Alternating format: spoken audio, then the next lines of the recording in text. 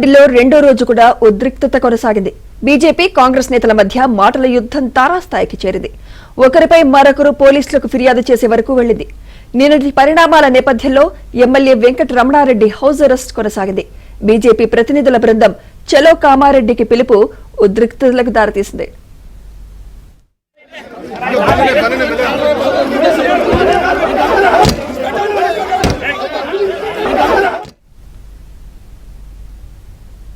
Kamareddy degree college భూముల వివాదం రాజకీయ దుమారం రేపుతోంది. కాంగ్రెస్ బీజేపీ మధ్య ఢీ అంటే ఢీ అనేలా పొలిటికల్ హీట్ పెంచింది.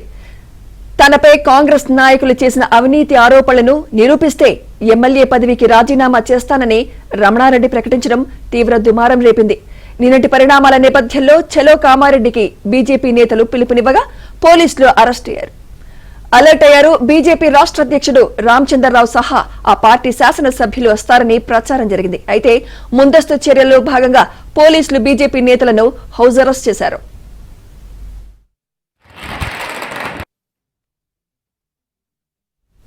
తెలంగాణ బీజేపీ అధ్యక్షుడు రామచంద్రరావును హైదరాబాద్ లో హౌస్ అరెస్ట్ చేశారు. కొందరు ఎమ్మెల్యేలు ఎమ్మెల్సీలను కూడా కామారెడ్డి రాకుండా అడ్డుకున్నారు.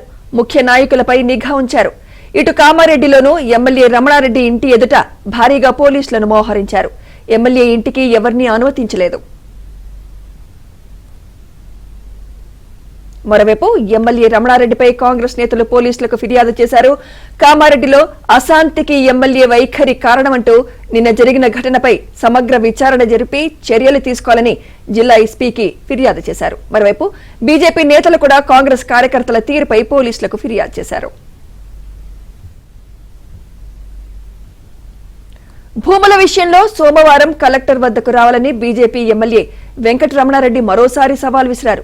అవినీతి చేసినట్లు తేలితే అక్కడే ఎమ్మెల్యే పదవికి రాజీనామా చేస్తానన్నారు. అయితే కలెక్టర్ వద్దకు వెళ్లే విషయంలో కాంగ్రెస్ ఆధారాలతో సిద్దమవుతోంది. రేపు కలెక్టరేట్ లో ఏం జరుగుతుందో అన్న చర్చ సర్వత్రా ఆసక్తి నెలకొంది.